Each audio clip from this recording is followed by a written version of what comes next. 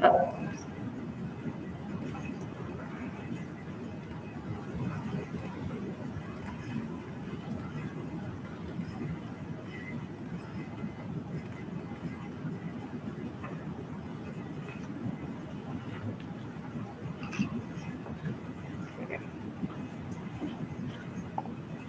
I just want to also remind you that you are having this quiz on Monday. It's online, and about a week and a half or 2 weeks after the quiz, you're going to be submitting a reflection paper, which is about, if I'm not mistaken, 25% of your grade. So it's 2 quizzes plus 5% is the weight of that paper. I know that you're teaching, TAs held tutorial, and I was wondering if I can get some feedback on that, because we agreed that I can do one tutorial, they can do one. So I guess I want to know how effective that tutorial was, if you were able to attend or not, and like what you need or what you expect from a tutorial. That's important, because I can try and do one for you guys on Friday before your quiz if you want. So we'll do a little, what's it called? We'll do some class polling at the end to figure out whether you want one on Friday or not, so I can manage my schedule accordingly. I had some concerns about class participation that seemed to continue, and for a while I was just gonna get rid of it, but then I realized that's not very fair to those of you who have been participating, so I'm not going to do that. But I will provide, in addition to Padlet, another alternative, but I'm only doing that because this is a freshman course. And at the end of the day, one of the things you are expected to learn at university is how to speak in public. So you can ease into it, but at the end of the day, at this level, and as you move professionally as well, it is very much, your success is very much contingent on your ability to convey your thoughts articulately in a public setting. Okay?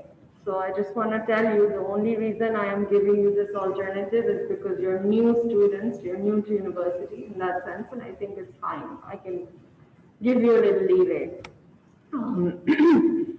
So those of you who've been struggling with class participation, rest assured, I will announce an alternative, but I'm not going to tell you what it is until the last 3 weeks. So in another 3 weeks, I'll tell you what it is. And there's a reason for that, which I'll also tell you when I finally tell you what you're supposed to do. Anyway, so coming back here to sensation and perception. Last time we talked a little bit about perceptual sets, which are your mental predispositions in terms of what you're going to perceive, how you're going to interpret that information. We also talked about bottom-up and top-down processing, which is rather parallel processing, which is what enables us to look at so many different stimuli and still be able to honestly function. So there are 2 of these things that help us. One is sensory adaptation, which is basically the parts inside your brain responsible, sorry, not your brain, the parts inside the the parts of your body related to each of the 5 senses contain sensory receptors, okay? These sensory receptors are what allow you to have sensation and perception. So these become desensitized, okay? Which is why, like we spoke earlier, you're not walking into a room and overwhelmed by like the red seats and the brown walls and the tiled walls and so on and so forth. The other thing is called habituation, which is basically a little different. It's when, sorry, I'm not my best self today. It's basically when you're still sensing things, but your neural networks are not responding because they're not really novel stimuli. And together, these 2 processes of sensory adaptation and habituation are what then allow you to, I suppose, not be overwhelmed, but also to make sure that if something happens, right? So for example, we're all in this auditorium, we're used to this situation, we meet here once a week in person, online, whatever. If somebody comes bursting through the door, you're going to notice, right? And the reason you're able to pick up on that really, and that's a very extreme example, but it could be something small like if the screen went off, you'd still notice that, right? And that is because of these two capacities, adaptation and habituation. Just kind of keep that in mind, right? And I think what you need to take away from this is that sense perception is a very complex process. And when I say process, I am including all of these different forms of processes that take place for you to be able to perceive something. Okay? Rather first sense it and then perceive it. Okay? So today what we're going to do is we're going to go over visual sense perception and auditory sense perception, just to show you that it is actually a very understandable process. Okay? It's not like super overwhelming to figure out how do you sense and how do you make sense of that sense, which is perception. And I also realized when I was going through my slides to figure out what we're going to do today, I'm not sure if I told you about the very sweet Mcdonald's experiment. No, right? I think I was trying to and somebody interrupted because I know that I wanted to talk about it. So this is a small example of perceptual set and how that affects us. So what the researchers did was they took a bunch of 6-year-olds and they gave them French fries, which were in a McDonald's bag, but not from McDonald's. And the poor children, they really enjoyed those because they thought they were from McDonald's, as opposed to when they were given the same French fries in a white bag, they didn't like them. So just a very clear example of how we function. And if you apply this to your own existence, I mean, how many times have you bought something just because of the name on it? Okay, and I'm not talking about like what you wear necessarily, I'm also talking about what you eat, right? Or, I mean, how many people like Coke and not Pepsi? Yes, me too. And I insist that Pepsi juice does not taste good. I hate it. I'm sorry if you do like it. But that's my little bias, right? My predisposition to liking or disliking based on my association. And so we kind of enact these all the time. It's very normal, it's fine, as long as you're aware of what you're doing, which is the end game. So PowerPoint wants me to rehearse my presentation, so I should probably do that. Sorry. Yeah. Okay, so visual sensation and perception, while this opens up. When you think about the eye, we already know some basics, right? We know that we have a retina, we know that the eye is a lens, and that lens constricts or contracts depending on how far away or how close to you the objects are. We also know that it is light energy, essentially, that is brought to our eyes and then is understood to be whatever it is that we're seeing, and that is why the lens is very important. Okay? And the retina is very, very important, because the retina is where that visual information gets converted once it passes through the retina into electromagnetic signals, electrochemical signals, that are then understood to be whatever it is that you are seeing by the processes in your brain, which is, remember, it's going bottom up through the retina. Okay? The retina has these tiny parts, they're called rods and cones. And this process of whatever you're seeing, which is light waves, being transmitted into your eye and then converted into these electrochemical signals, that process is called transduction. Okay? Because at the end of the day, what we do know about our brain is that the brain works on the basis of electrical and chemical signals or messengers. Okay?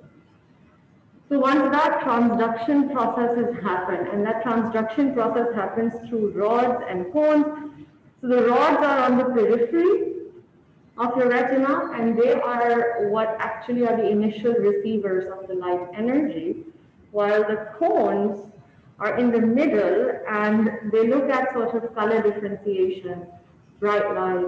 So they kind of work together because even if, let's say, right now there isn't much bright light, but color is something that you are perceiving, right? So your rods and cones are working together, making this transduction happen, and then bottom-up processing, it goes into your visual cortex, that's where you make sense of it, you understand, and then you can say, oh, I'm looking at a laptop, or I'm looking at a chair, and so on and so forth. And so it's not super complicated. And in your slides, I've given you like the different parts of the eye, so you can easily understand it. If you don't, then reach out. But it's literally like step 1, step 2, step 3, step 4, step 5, in relation to the different parts of the eye. So just figure it out. But there are two theories about our perception, visual perception.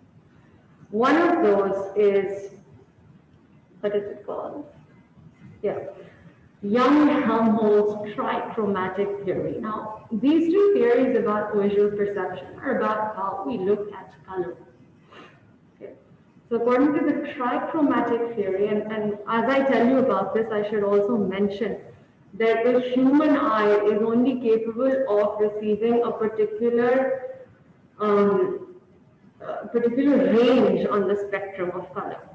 Okay, so there is a limit to what we can actually perceive in terms of the color spectrum, which of course then means there are colors that exist that we will never see. Right? So Young-Helmholtz said that in the retina, the cone cells, right? You remember, what did the cone cells do? Color differentiation. So that there are 3 types, and each type of cone cell is responsible for particular color perception. On the flip side, opponent process theory says that you can see, let's say, red because the opposing color is black. Right? So you see them because of the binaries between them. That's how you differentiate between red and black. And this makes sense to me as somebody who's colorblind a little bit. I do feel like I have issues. And if you think about what color blindness is, you can't differentiate red and green, right? Those are opposing colors. So this, I think, intuitively appeals to me. There are 2 types of color blindness. I think that I have the second type.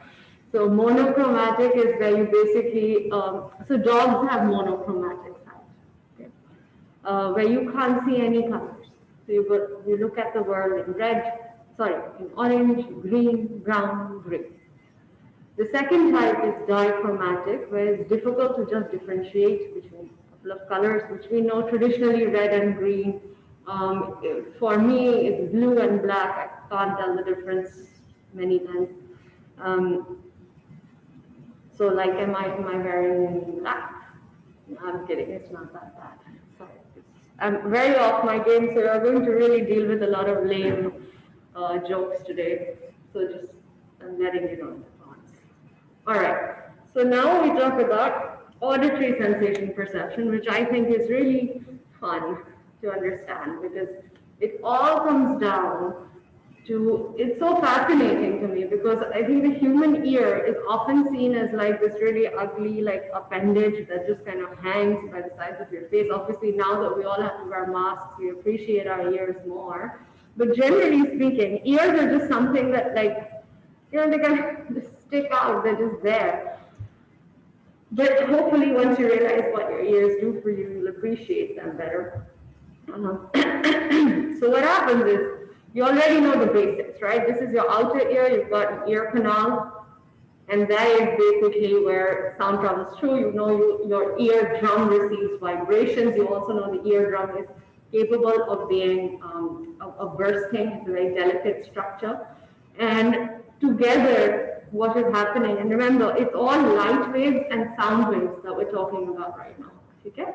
So the same sound waves, they come to you, sound energy comes to you. This is your outer part of area. Vibrations, vibrations going into your ear canal, vibrations, vibrations. And then inside your ear, you have these very delicate structures, these very tiny bones. If those bones are damaged, then it is again hard for you to sense and perceive sound. Right? For your benefit, those three little bones, there are three bones, which are, I think, the biological terms are malleus, incus, and stapes. But I like to call them, which is the colloquial term, hammer, stirrup, anvil. Right? If you know anything about hammers and stirrups and anvils, you know they work together like something, right? And that's kind of what happens. If the sound goes in, it travels through what is called, well, your auditory canal or your ear canal, which leads to the tympanic membrane. That is the separation from your middle ear and outer ear. That vibrates, and then the ossicles, which are those three little tiny cute bones, the hammer, the stirrup, and the anvil, those are activated. Once those are activated, the vibrations go further into the cochlea, which is the part of your inner ear, which has the fluid and, very important, your sensory receptors. Okay. And from there on, the magic happens for bottom-up processing, top-down processing, and you understand the words that I'm literally saying to you right now. That's how it happens. All the magic in this weird appendage on the side of your head. Auditory perception. Now,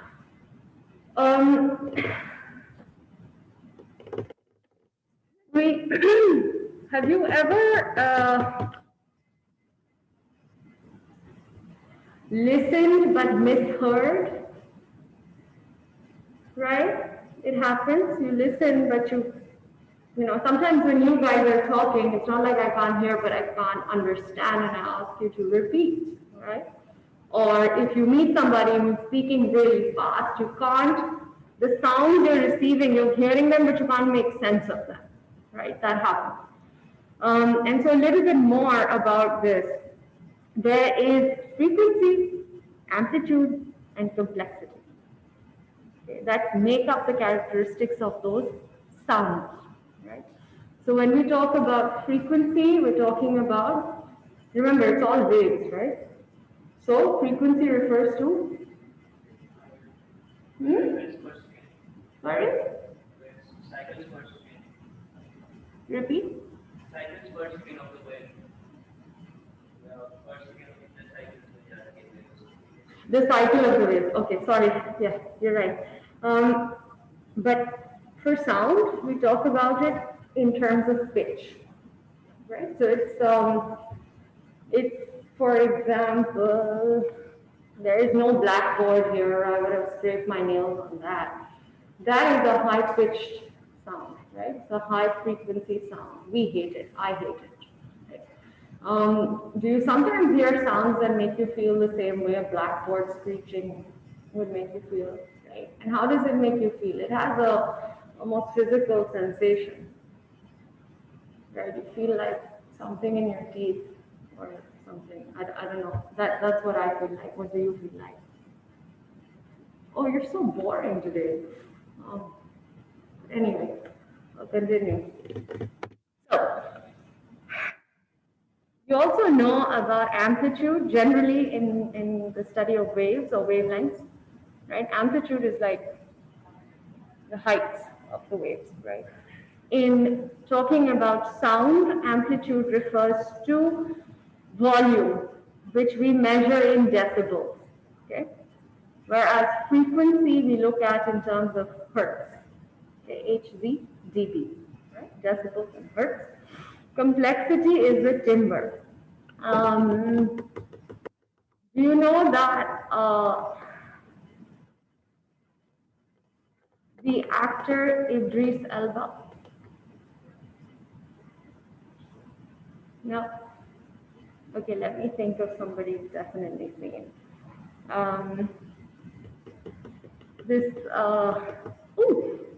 You've all seen Justice League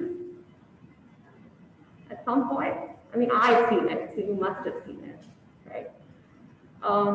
Batman?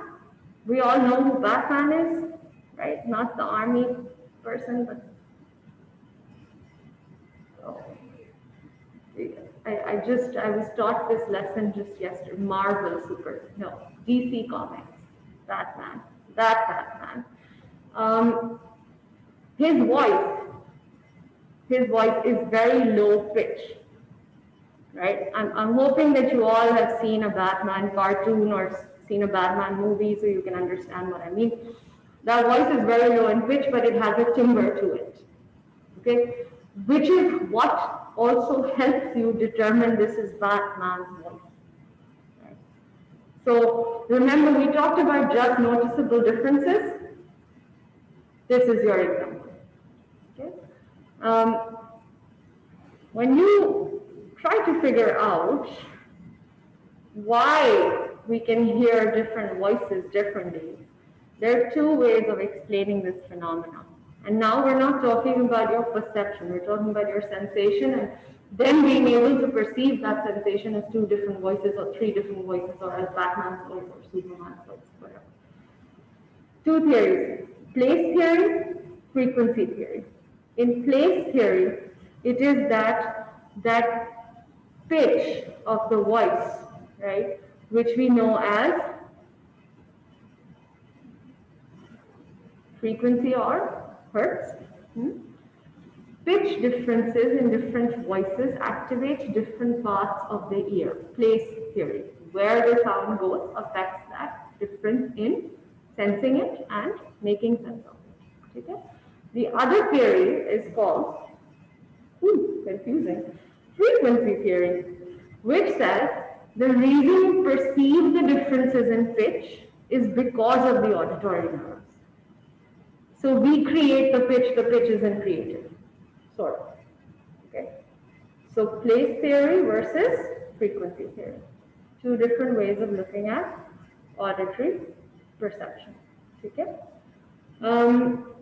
When we start talking about memory, we will be talking a little bit about how sometimes you hear particular songs and they remind you exactly of how you felt in particular moments. That's a very real psychological phenomenon. You know, if you have parents who frequently listen to old music, they're probably listening to it not just because they enjoy it, but because it reminds them of a particular time in their life when they were a particular sort of person or people. Sorry, small segue. All right. Right, okay, I did the thing again. All right, now, next thing we're going to talk about is something I'm experiencing right now, which is pain. I'm obviously experiencing a kind of emotional pain that comes with trying to stay awake when everybody around you is not, but it's fine. I think that's the job of a teacher, and I was asked to wake up early and teach you at 8:30 in the morning, and I'm not a morning person, if you hadn't been able to tell. So, pain. Question becomes, what is pain? Okay, why do we have to experience it?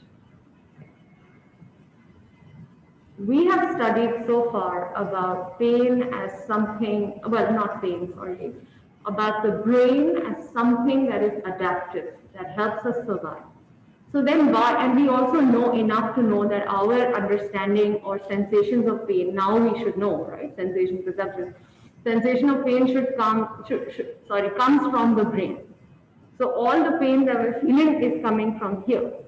But if the brain is adaptive, why does it want us to feel pain? Because pain is exhausting, pain is tiring, pain is draining, pain has an emotional effect. Why do we have to experience pain? What is the adaptive value of pain? If You know how a lot of people who exercise will often injure themselves and realize a couple of hours later, right?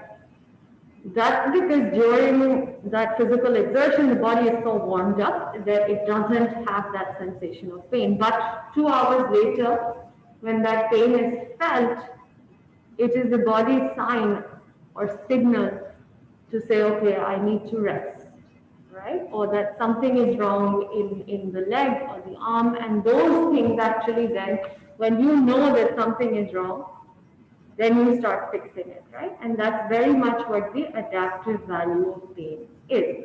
It tells us that there's a problem happening somewhere in the body that needs your attention. And so many times we hear it said that the body is a well-oiled machine, the body is a temple. It's all true, right? You have to take care of your body so that it takes care of you as you age. Pain helps you do that. It helps you figure out if there are threats to the system, right? And so this is a really cute, not stop saying that, small definition of pain, which is it is the experience evoked by a harmful stimulus that holds our attention, okay? Draws your attention towards a particular part of your body. You can register pain, right? You register pain, headache, backache. It's all forms of pain that you are registering. Now, all pain that you feel is, like I said, processed in the brain. But I will remind you that we talked about the brain being connected to the spinal cord and therefore being connected to central nervous system and autonomic nervous system. Okay. Keyword, nerves.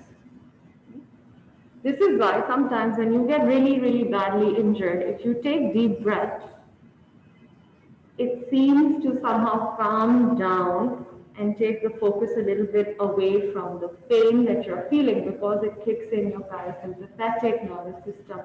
And you have to understand that everything is related and everything is happening in connection, right?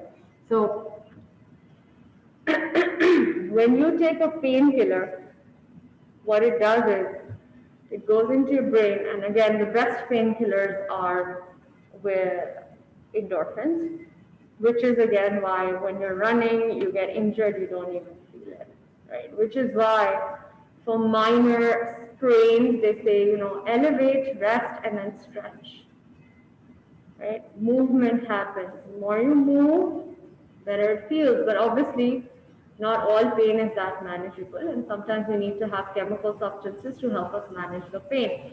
But because painkillers work directly in your brain, that is one of the reasons that a lot of painkillers, particularly the ones that contain opiates, and the purpose of the opiates is to compress the pain circuit. Okay? And the pain circuit is used to refer to how we understand pain to be pain. Right? So when you are hurt, your brain's pain circuit is activated, which is a different set of sensory receptors. Right? Or rather not a different set, but it's basically your sensory receptors understand that stimuli, take that stimuli being the injury that you're suffering or internal injury that you're suffering, right? And transmit it up here through what? How do you think, I mean, we've just talked about how, okay, these are the structures of the eye that help you receive light waves and then have visual perception, or we've talked about, okay, these are the structures of the ear that help you receive auditory information and make sense of it. But pain is not just always going to be in your ears or your eyes, right? Pain can happen anywhere. Like I said, internal injuries can cause pain, cuts can cause pain, external injuries can cause pain. Where is all pain transmitted to our brain from?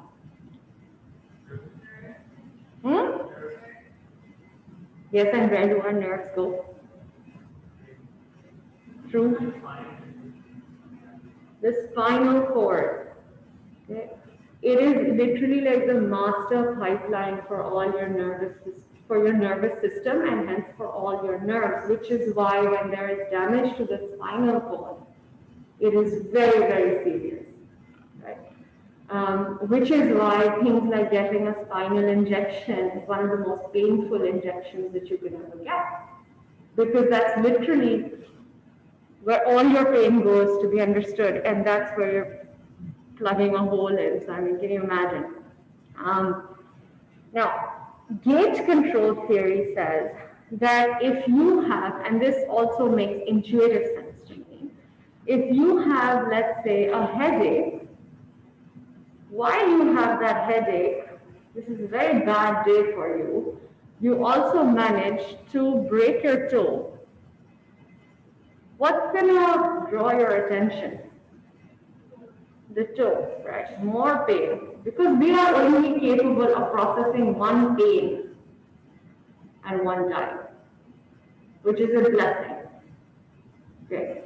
So if you have ever, accidentally injure yourself, just try and injure yourself, like a minor injury to distract yourself from a major one. But more importantly, what you can do, which does work when you're trying to distract yourself from pain, if you've ever done it, you'll understand. Good example, when you have a backache, if somebody gives you a massage, it feels better. Now, obviously, it feels better when the massage is done because whatever nerves there were have been relaxed. But while it's happening, it's already feeling better. The reason for that is because now your attention is going towards a different sensory stimulus, right? So it's sort of the same thing as, you can only focus on one pain at a time, same thing, but now instead of one pain, you've also got something soothing or alleviating, okay? So a lot of people try this practices. It's why when you're having, let's say, if you're getting like an injection or a shot, it helps to hold someone's hand because that diverts your mind from what's happening, diverts your mind from the pain, right? So, and this is tried and tested. I'm very scared of needles, and for a long time I couldn't do it if I couldn't hold someone's hand because that sensation was comforting because I didn't focus on the pain of the injection. So it's about attention, right? And we'll talk next about that actually.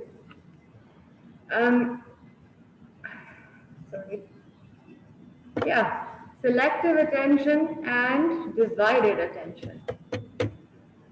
Right now, I'm practicing selective attention because I'm focusing on the people in the room and not on the people who are online, who you are all focusing on. However, usually, and literally like a minute before I said that, I was looking at the people online and looking at the people in the room. And I'm talking to the people online and I'm talking to the people in the room. Okay? You're saying things, people in the room, and people online are saying things as well, which I am reading, but I'm not responding to, which is a choice. But selective attention, focus on one stimulus, remove everything else from the frame. Divided attention, think of it almost like your brain's multitasking, right? So you're able to do multiple things by paying attention to multiple things at the same time. So it's a lot of very quick, simultaneous perception, sensation perception. Sure. Okay. All right. Have you ever heard of this phrase? I think it's something like the sum of the parts is greater than the whole. Yes? Okay. That phrase will help you understand Gestalt Theory, which is basically founded on the principle that every whole is made up of parts, but the parts are greater than the whole. So if you look at each piece with attention, it is more than the whole that it is part of. Confusing? Stay with me. When we apply Gestalt principles to perception, we are simply trying to understand how do we organize everything we're experiencing, right? And by experience, I'm only talking about sensing and perceiving. How do we organize all of that? Gestalt says that certain things come into the foreground while others go into the background. That's the basic Gestalt theory, which is why Gestalt says that the parts are greater than the whole. And it's a psychology philosophy, which is something that we use in counseling psychology as well, but applied to perception, this is what it means, right? It talks about, it tries to explain our perceptual organization, because by saying the parts are greater than the whole, Gestalt principles of perceptual organization are trying to explain, okay, why are you going to gravitate towards certain, things and not others? Right? How do you organize everything that you are receiving in such a way that you pay attention to some things and not the others? Right? Selective attention, divided attention. Guess it. Then, within that, we see the law of Prägnanz. We see things in the simplest form first. If you've ever looked at a painting that's held your attention, you'll know that first you're drawn to maybe the colors or maybe just the general outline of what you're seeing, and once you sit there and stare at it, which a lot of people do, and I would highly recommend it, you have not lived until you sat and stared at a painting that attracted you for more than an hour. Trust me. So, once you sit there and you keep staring at it, you see more and more detail within that image. Why is that? Because you're now giving it all your perceptual attention. But in that initial perception, the law of Prägnanz very much applies. So you see the simplest first, right? Low-hanging fruit, you get that first. Second point is, how do you think, have you seen those games online that, not games, I don't know what you call them, they're like images that people post and they say, oh, can you read this? It's all jumbled letters, and you're like, yes, I can, right? Why are you able to make sense of this, even though it doesn't make sense and the alphabets are all jumbled, but you literally look at it and you know exactly kya likha hai? Because we as human beings are driven by the need to make sense of everything. And we do a lot of this automatically. So when you see that scrambled sentence and you are able to immediately read it as a full sentence, when you see a spelling error, but you will not even recognize that spelling error, and you read it as the correct word, or write it as the correct word, what's happening is that need to fill in all the missing gaps, which is called closure, which is again something that we do in order for the parts to make sense. Okay. Remember, we're still talking about Gestalt principles of organization. The third thing that we do is called grouping. We group similar objects together, very much like effortlessly. When we see things that are similar, we perceptually just put them into sets together, which is what helps us become more and more efficient, of course. But it can have a disadvantage where, if you're not very interested in art, all paintings look the same, right? It's grouping.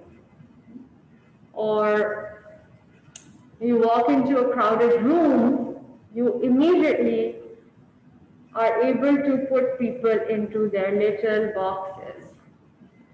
So I would argue that ungrouping is the hardest thing to do, but anyway. Grouping also helps us just kind of, when you're walking through a garden, you don't sit and think, this is a dogwood plant, and this is a rhododendron plant, and this is a bougainvillea, and this is a flame of the forest. You're just like, ooh, flowers. Right? Grouping. Yeah. Final thing that really helps us understand that we're very much grounded in reality is perceptual constancy. What we're seeing when you're seeing perceptual constancy is that this is not shape-shifting. Like I'm looking at these chairs in the auditorium, which I wish you guys could see as well. The 5 people who I think are actually attending class.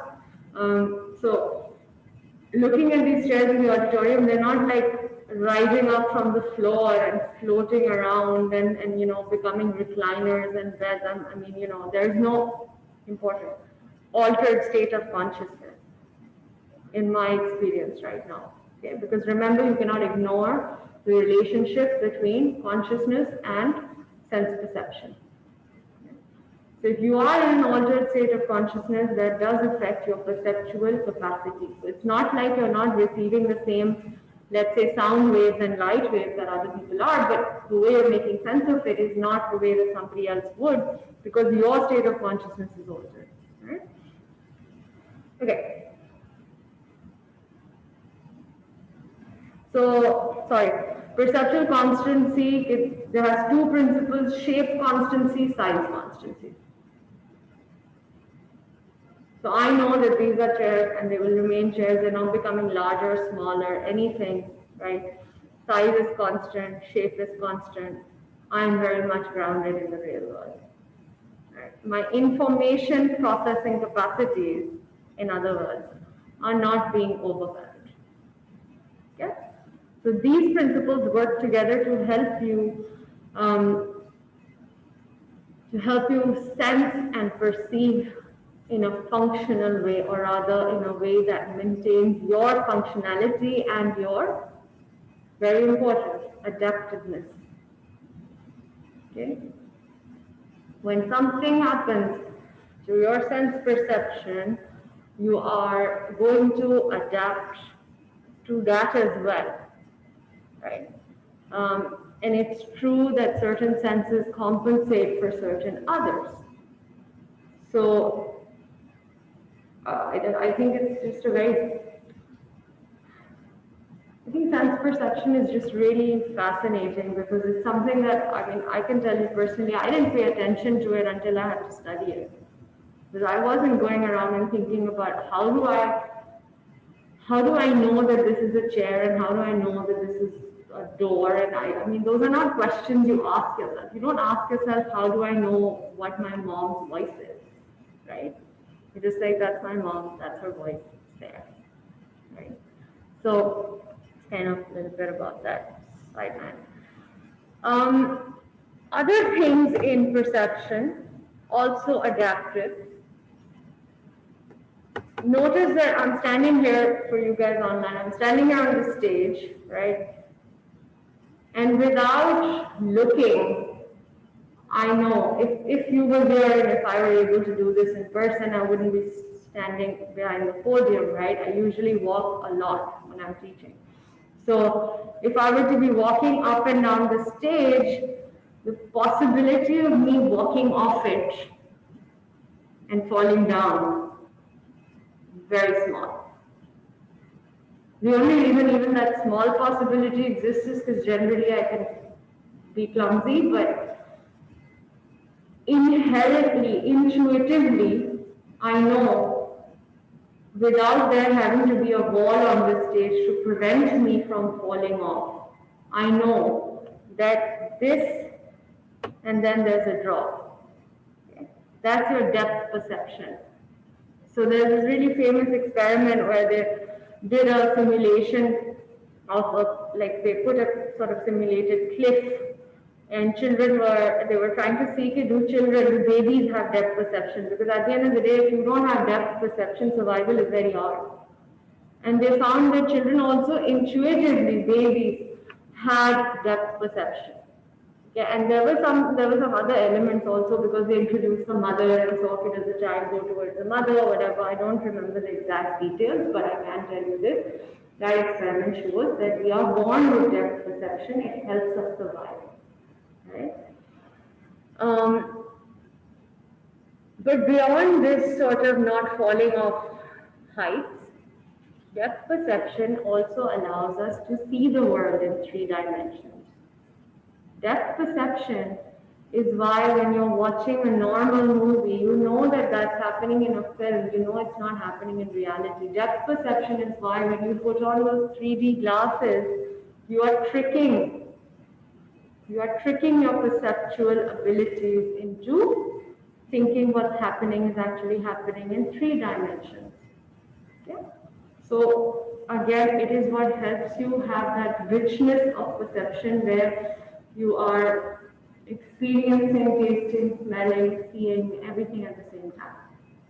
Okay? Now,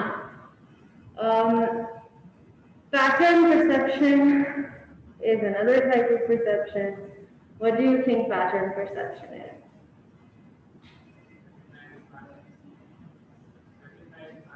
Recognizing patterns, yes.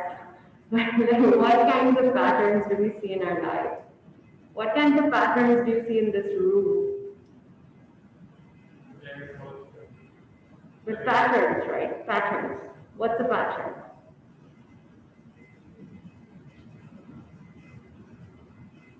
Finding shapes and patterns in things, yes, but what's a pattern?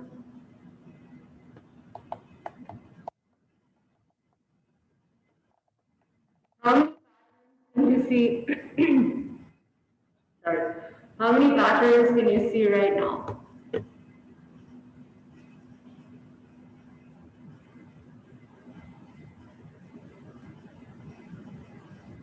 A repeated structure, yes, that's like the pattern on my mask, that's one example, but just patterns in normal everyday life, not like prints, but beyond that, wider. Think wider, because think we're talking about sensation perception.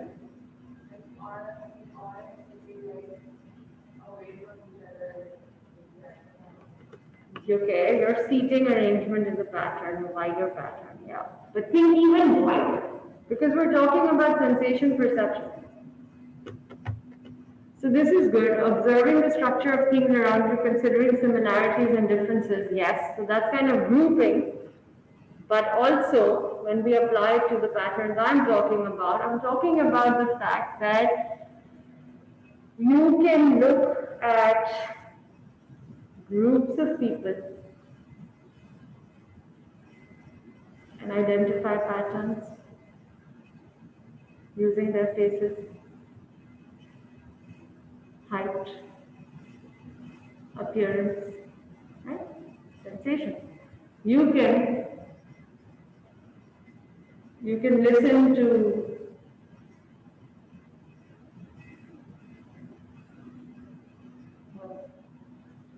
I can't think of anything that I listen to that you would listen to. So Google the example. You can listen to Pink Floyd and Pearl Jam, and you can say that that's similar music, and you can understand that it's different from listening to Bach or Mozart, right? Patterns. Melodies are also patterns. We identify these repeating frameworks, which are, as you said, are so correctly, similarities and differences enable us to distinguish patterns, but pattern perception is also a big part of our ability to function, right? It saves us time. You know that, for example, all of these dogs are Labradors, all of these dogs are German Shepherds, because patterns. So like I said, it's so much wider than just, the print on this. Okay? Getting tired of sense perception. Last thing that we have to talk about today, sensation perception, is interesting. Optical illusions. Okay, one of the really popular optical illusions that you might have seen is, there's an old woman's face, but it's also a young woman's face, right? Another optical illusion, which is an actual experiment that was done, is called, I forgot what it was called, sorry. I think the Ames, no, I'm sorry, I forgot the name of the experiment. It's not Ames room. Ames room is a photograph. You should look at it. It's in your textbook. The Ames room is an optical illusion where there's a photograph of a room. And there's one woman in that room on the left side of the photo who looks 6 feet tall. Next to her, on the right side, is a woman, same room, who looks 3 feet tall. But actually there is no difference in their height, it's just the way the photograph was taken. The room itself has particular lines and patterns in the tiles that give the sense of one being bigger than the other when actually there is no real difference. Optical illusion. So something else, this experiment that I've forgotten the researcher for, I'm sorry. They showed 4 lines, okay, which had inverted or, what's the opposite of inverted? Exterior pointing. Okay. Interior pointing, which would be this. Exterior pointing, this. Okay. So they put these exterior or interiors on these 4 lines, and they said, 3 lines, and they asked people to pick the line that was longest. Everybody picked the line that was with these two, right? So an inverted and both of them. Anyway, whatever. Everyone picked the line that had these 2 points, which extended outward. You were saying something. Okay, so sorry. So there's one. Okay, look at this. Really don't like this. It's 3 lines. The first line has exterior pointing arrowheads. Okay. The second line has inverted arrowheads, which are now like this. Okay, like the less than sign and the greater than sign. The greater than sign and the less than sign. And the third one had the arrows pointing one direction. Okay, so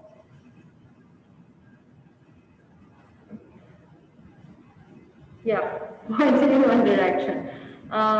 So the arrowhead was going this way. Anyway, long story short, the line in the middle was the one that participants chose to be the longest line. Because those exterior inverted arrows that I'm talking about, the greater than sign and the less than sign, you can draw it out for you, it made that line look automatically longer, but actually all 3 lines are the same length. They're the exact same length. Optical illusion. In that sort of mission to fill in the gaps, to find that missing information, to make sense of it. Railway tracks, yes, absolutely. Thank you, Sarah Bhavani, the Muller-Lear line 1. That is, I think, what it's called. Thank you. So, yes, we are capable of getting tricked because we use so many shortcuts. Right? But the trade-off is the shortcuts keep us efficient and functioning and effective. Right? Which in turn translates into you being adaptive. Makes sense. All right. Now we can talk about your learning, which has hopefully been happening since 8:40 this morning. What do you define learning to be?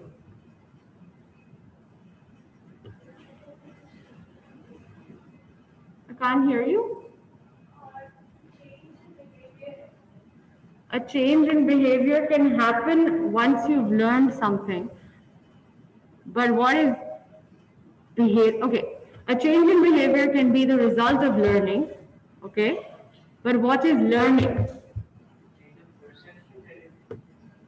Which happens because you learned something. So what is learning? Right now, in this class, I've been talking, you've been listening, right? What's happened as you've been listening? Step 1 of learning is happening.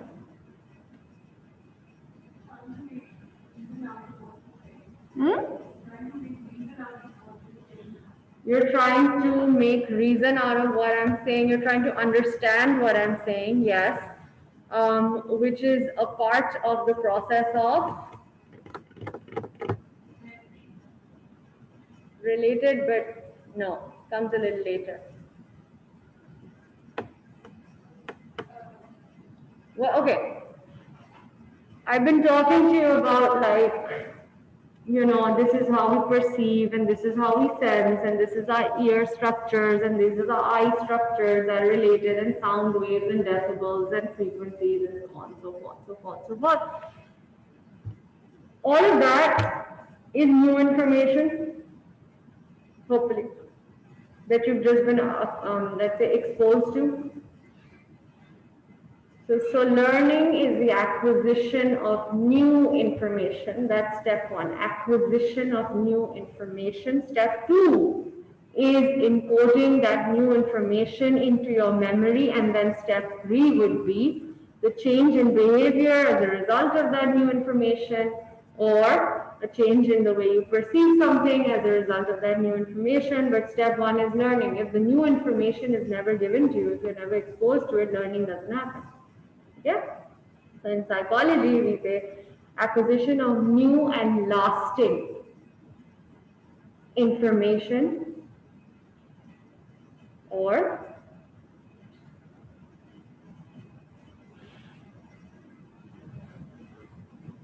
behaviors. But for your understanding, think of it like you can't actually exhibit a behavior without learning it, right? So you can't actually learn a behavior without being exposed to it. When you see it, you're trained in it, then you learn it. Okay? Now, the sort of foundational principles of learning all come from behaviorism. And if you can remember, behaviorism focuses on the relationships between stimuli and our then response to those stimuli. Now, it's easier to understand when you think about it in terms of behaviorism, because behaviorism is so it's very complex, of course, but in its simplest form, it's about stimulus X becomes related or associated with stimulus Y, and so the person will produce the same response when exposed to Y as they would when exposed to X. So X was a X was an unconditioned stimuli producing an unconditioned response. Y becomes a conditioned stimuli. So now the response to Y is a conditioned response that we have learned. Okay? Two ways of looking at that relationship. Classical conditioning, very, very simple. You can just, by repeated exposure, create that association, and that's it. Operant conditioning says, it's not enough to just repeat the exposure, you have to incentivize the process in some way. Either you incentivize it by giving a reward, or you incentivize it by taking away an unpleasant consequence of it, right? And so when you're talking about learning and these two sorts of conditioning formats, I want you to think about your school experience and how did you learn to be on time to class? How many people got kicked out of class for being late? Unfortunately, I still not learned to be on time. It's not very effective. It's called the extinguishing of a response. Now that I'm no longer in school, I have lost all sense of time management. Second, how did you, or why rather, let's talk about why. Why did you study for tests? Why do you rather study for tests? Is it because you want to test your learning, see how far you've come?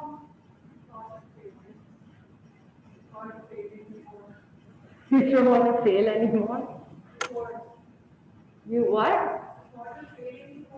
You don't want to fail the course. Yeah, on a deeper level, of course, you don't want to fail the course. But when you're prepping for a test, are you prepping with it with the sense of, I want to challenge my knowledge and I want to see where I stand and how far I've come?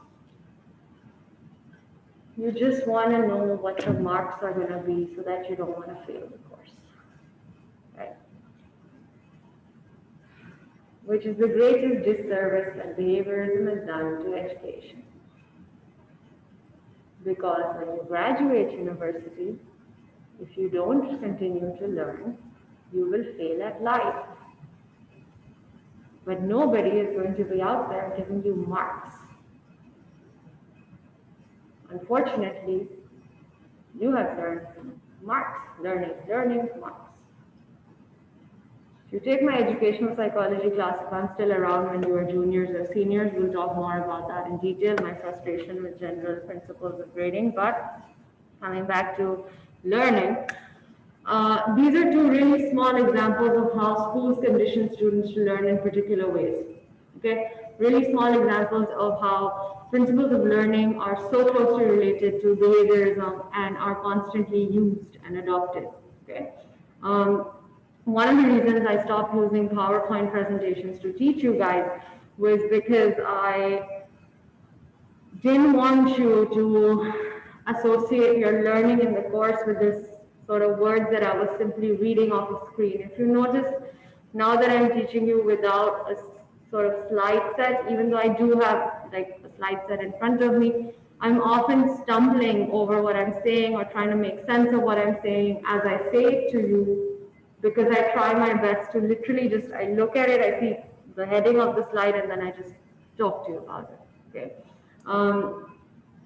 In the hopes that you will acquire this new information in a more lasting way if you're forced to really pay attention to the voice and not just keep reading the words, right? So just to give you some exposure to like the nuances. Now, classical conditioning's most famous exhibition of learning was Pavlov's dogs, right? So famous, poor doggies. I feel very strongly about that experiment. We've talked about research ethics. I feel very bad for those dogs. What Pavlov did to his dogs was that he made them associate with the same, so the stimuli that would bring out a salivation response is food for dogs, okay? What he did was that he got a bell associated with the food, so every time the bell would ring, the dogs would salivate, which I think is just unfair because you're making an animal think it's going to be fed and not feeding it. Okay. That's the ethical part of your part of the consideration, really. But the secondary part of it is that the dogs learned a connection, okay? Which tells us that if we do this, if we repeat this process, we can teach responses, right? So people can learn responses. It is sort of like how every evening the ice cream man comes, the bell rings, the children go crazy. They may not even want ice cream, but that sound is associated, that ice cream man's jingle is associated with happiness, with friends, with ice cream, and so you just want the ice cream. Right? We can very easily, conditioning is something you can very easily achieve. The question is, how can you make it last? And by last, I don't mean just last as long as those associations are constantly recreated. So it's not about, okay, the bell is always followed by the ice cream and so that association remains. But what if there is no bell and there's still ice cream and still the ice cream guy in the lane? What happens then? Right, so this thing is called the extinguishing of a response. So even with Pavlov, he realized that when he stopped giving them food and the bell together, after a time, they stopped responding to the bell in that way. So he thought that this response has died out, but no, it actually hadn't died out. What happened was called extinguishing. Okay? It just became suppressed because there was no exposure. But Pavlov then recreated the association, rebuilt that exposure,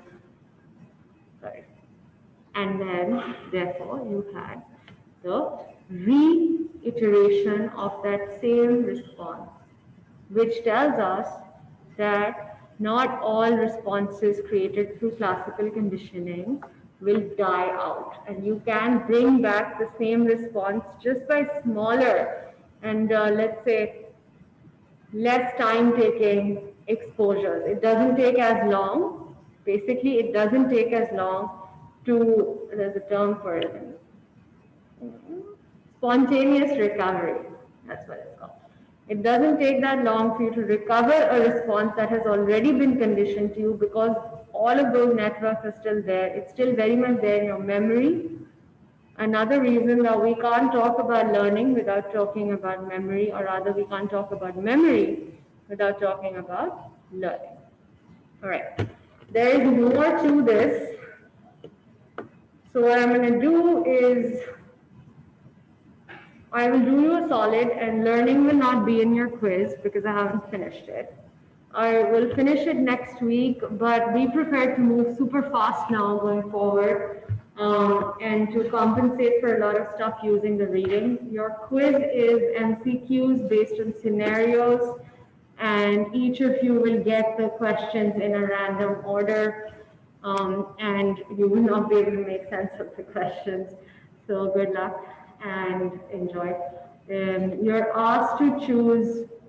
So yes, you have a couple of short questions. I think there are 4 short questions and 4 scenario-based MCQs. The scenario-based MCQs are 2 marks each. The reason that each MCQ answer is 2 marks is because it's really difficult, and because there is no one right answer. Your job is to choose the best possible answer. And you can also expect there to be not as much time for this. So get ready, it'll be tough. Students have always struggled with scenario-based MCQs. That's about it. Thank you. Bye-bye. Bye-bye, guys.